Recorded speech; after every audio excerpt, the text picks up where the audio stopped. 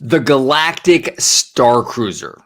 The Galactic Starcruiser. Today is the maiden voyage of the Galactic Starcruiser, and I wanted to kind of set the table in regards to my expectation for what I expect from a review of this experience.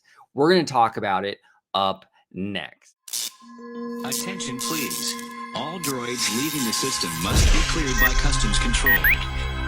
Hey everybody, welcome aboard to another episode of Orange Grove 55. So in this video, because today is really the first official day where the Star Wars Galactic Starcruiser is open to the general public, paying guests, not media, paying guests. I wanted to kind of touch upon what I expect when I'm kind of looking through the internets trying to find reviews of this experience. I want to give you what like my personal expectation is when I'm looking for a review. Okay, there's been a lot of talk. They had this big media. Disney had this big media preview a few days ago in regards to the Star Cruiser, and there was a lot of talk about like, well, the media and the influencers were, they got to experience the Star Cruiser for free, right? So their opinions of it are going to be very skewed positive, right? Because it's free. They don't want to like ruffle any feathers with Disney, yada yada yada. And that's a fair, honestly, that's a fair concern. That's a fair concern. And that's been kind of like, the talk of the fandom right now in regards to these reviews coming out of that media event. And that's completely fair. I understand where they're coming from. My expectation though, now, because now everyone is paying for the experience. Now it's open to the public. My expectation when I'm looking at a review is just to be fucking honest. Like, if you go into this experience and you love it, it's just awesome. You love the galactic line dancing. You love all of it, the characters, the experience, the games, the interactivity, the theming, whatever it is, and you genuinely really just had a blast.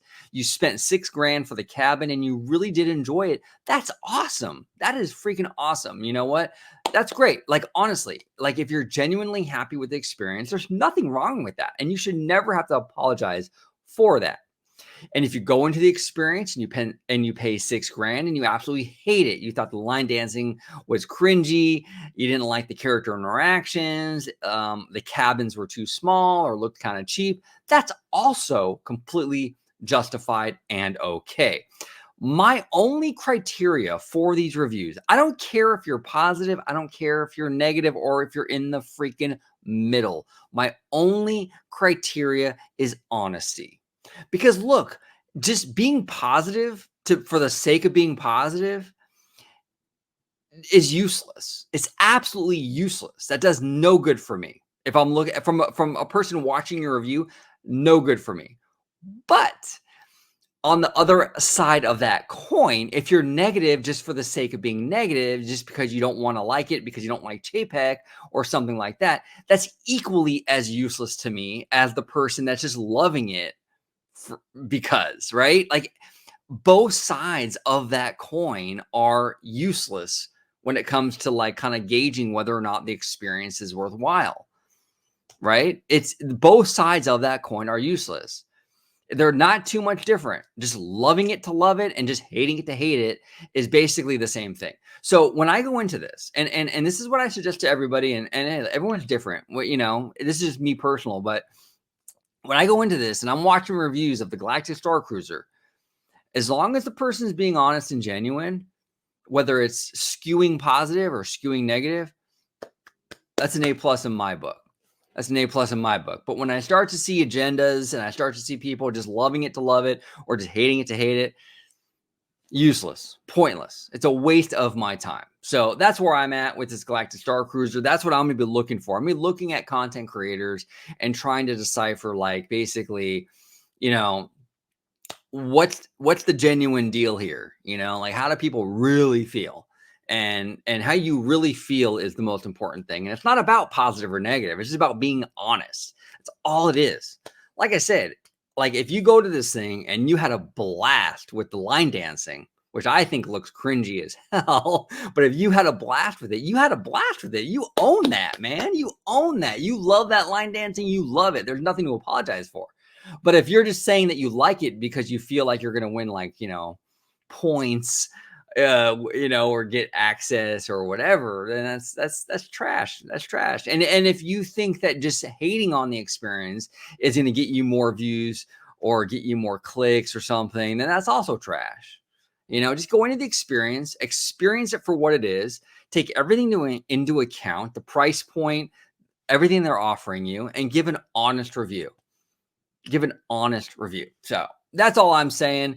I probably will never experience this thing because I just do not have the money. I'll be completely honest with you. It's out of my tax bracket. Unless they lower the price quite a bit, I probably will never experience it, but that's okay. That's completely fine. But that's just where I'm at, right now. Maybe things will change. We'll see.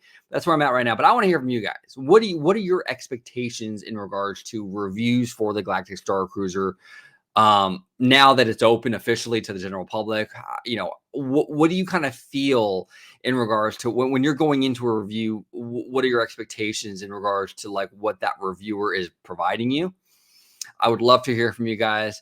Comment down below. Let me know your expectations. Let me know if you've been on this thing. Let me know what you think about it. I would love to hear from you guys. Thank you all so much for watching. And as always, may the force be with you.